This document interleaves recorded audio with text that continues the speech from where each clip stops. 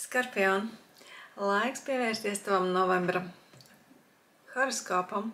Iedzināsimies tajā un izpētīsim, šis mēnesis priekš tevis ir būtisks.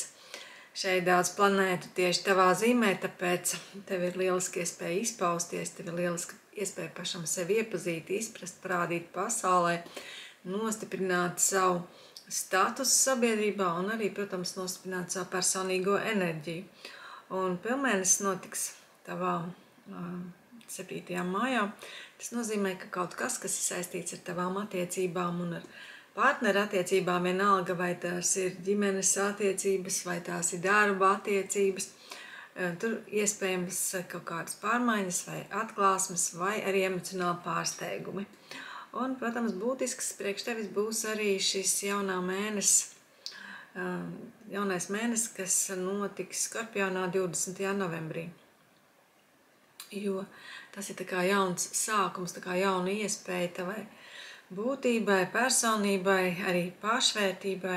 Tu vari pārskatīt jaunus mērķus un nospraust tos vismaz uz mēnesi, ja ne uz gadu, principā uz gadu, nākamo savu dzīves gadu. Un tā kā lūk, šeit arī ir labi zināt savus personīgo tātad horoskopu, arī to tu vari pasūtināt un tad pēc tā caurlūkošanas var pieņemt lēmumus, kā tā labāk realizēties šajā gadā, bet tātad atcerieties 20. novembris, jauns sākums.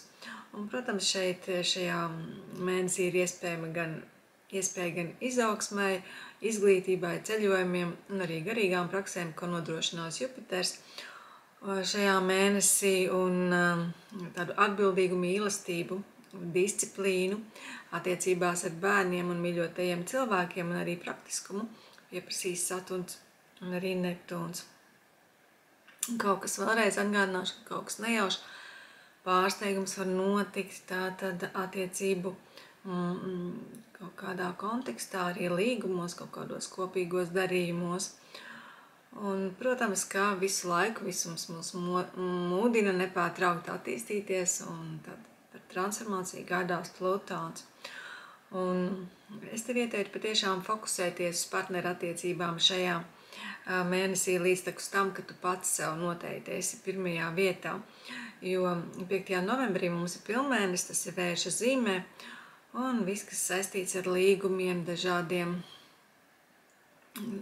tā skaitā laulību līgumiem, var būt tātad aktuāls. Var rasties kaut kādi emocionāli notikumi saistībā ar attiecībām. Katrā ziņā apzināti vai nē, attiecības tiks pārskatītas, notiks kaut kādas līguma korekcijas, un šis ir lielisks laiks, lai tu izvērtētu stāvokli. Kas tad ir tas, kas rada spriedzi jūsu attiecībās, un kā tu varētu tātad to stabilitāti iegūt. Vēlreiz akcentēšu 20. novembri, kas ir tāds labs iesākums, sākums, jauns mēnesis. Te tu vari gan izpausties, gan savu identitāti jaunu meklēt, sākt kaut kādus jaunus projektus, principā izveidot jaunu attieksmi pret dzīvi, un tam būs tāds, var teikt, visuma labvēlība. Te personīgās transformācijas, gan personības, gan personīgās dzīves transformācijas iespējamība. Un pēc būtības es tev ieteiktu fokusēties uz to savu iekšējo spēku, sajust to un tad rīkoties. No 9. līdz 29. mums Merkurs ir retrogrāds tavā zīmē, un tas noteikti ietekmēs tavu domāšanu, komunikāciju un arī tavus plānus, kā tu paši spaldīsies.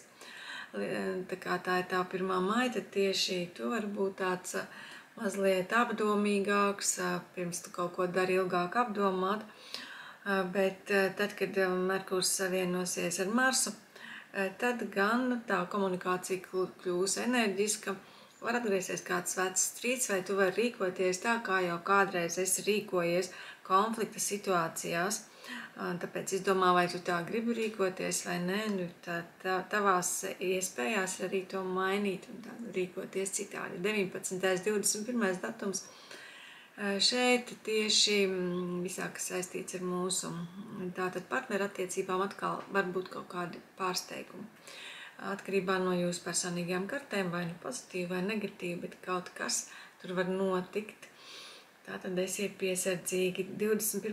datums pacels uz augšu karmiskas tēmas, tiks pārbaudīta tava vērtību sistēma, būs kaut kādi emocionāli izaicinājumi. Iespējams, tu ieraudzīsi pats sevi ne no tās labākās puses. Vai nonāksi kaut kādā situācijā, kur tiks pārbaudīta šī tava vērtību sistēma. Tātad kosmos pārbaudīs, kā tu strādā ar karmiskajām lietām, vai tu esi izaudzis vai nē.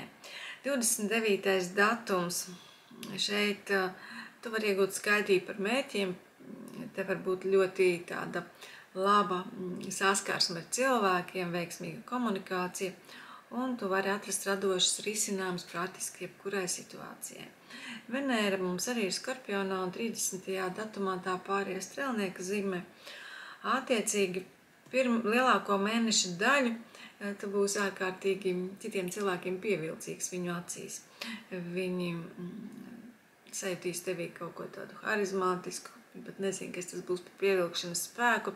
Tu izturosi kaislību, un tāpēc personīgās attiecības var veidot pēc sava prāta. Kāds var izsināt arī jautājums, kas saistīta pašvērtību, var uzlabot savu ārējo izskatu, jo Venērai patīk būt skaistai, tātad var tavs stils tikt uzlabots dažādos veidos, jo ne jau vienmēr mums kaut kas ir jāmaina, mēs varam vienkārši kaut ko akcentēt, savu skaistumu vai acis vai kas, no kuram katram ir tas pievilcīgākais ķermenī. 8. datumā šeit ir kaut kādas tādas kaislības spēles. Iespējams, tu vari būt pašā epicentrā kaut kādām kaislībām, tas var būt emocionāli spēcīgas kaislības. Iespējams, ka tur apakšā ir kaut kādas varas spēles. 26. 27. datums. Šeit tev izdosies visu lieliski harmonizēt, un atkal tieši tu vari būt tas, kurš atrod tādu praktisku pieeju situācijas risinājumam, attiecībām un, zināmā mērā, arī vērtībām.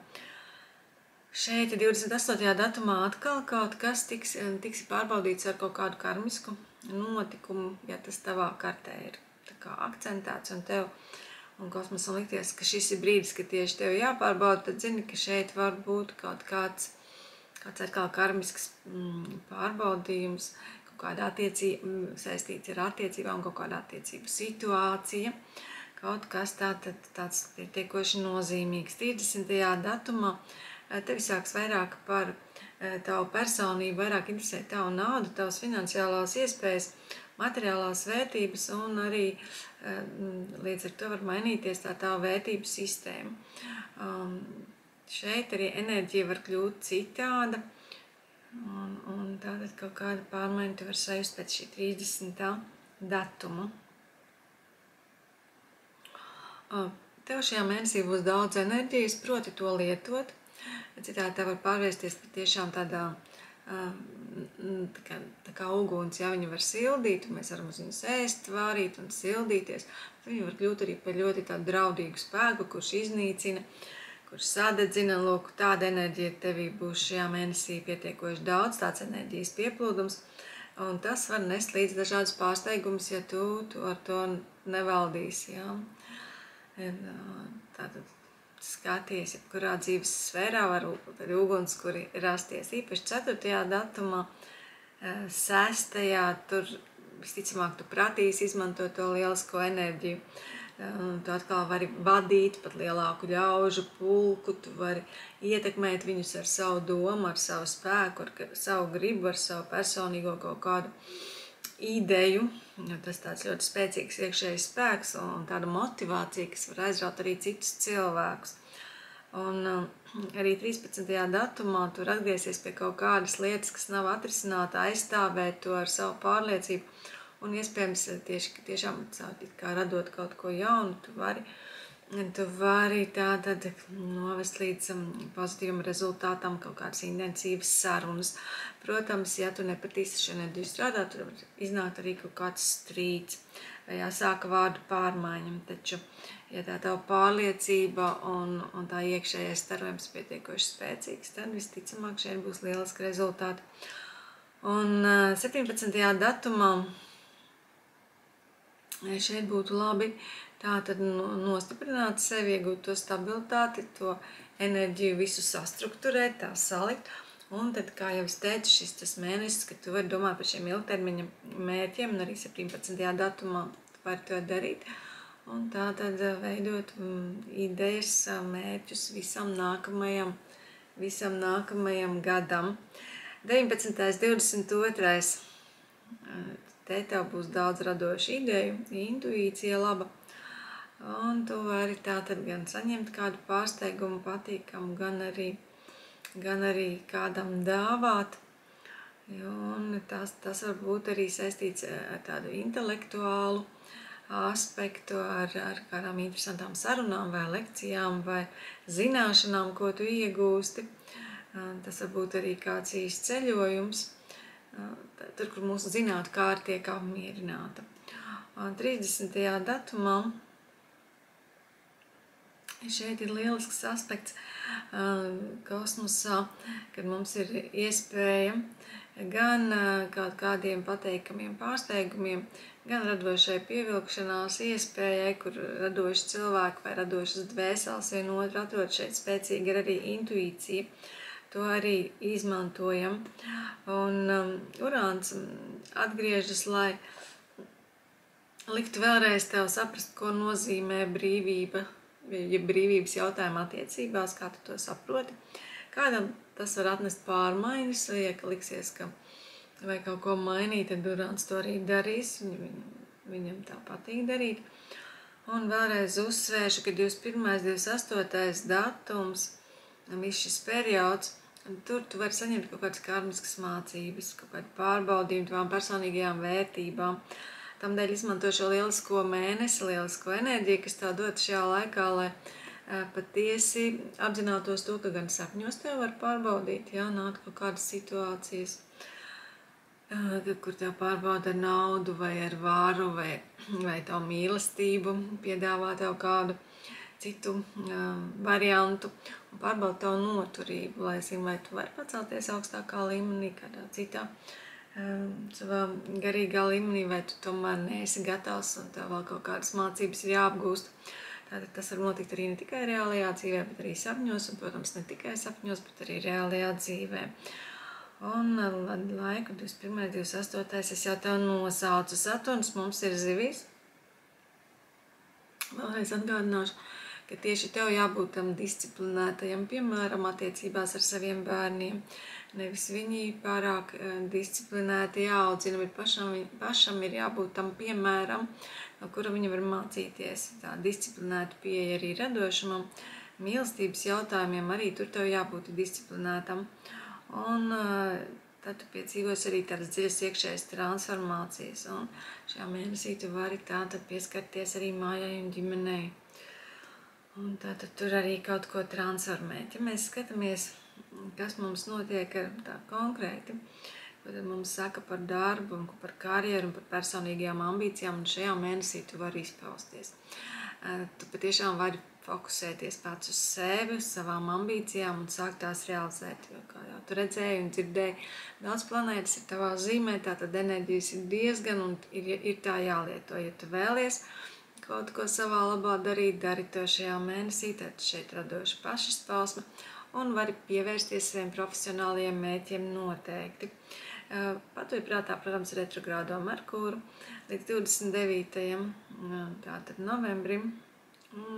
Zini, ka tieši Merkūrs var radīt kaut kādus pārpratumus, sajūt šo enerģiju. Un esi gatavs, ka pēc 29. datuma situācija kļūst skaidrāka.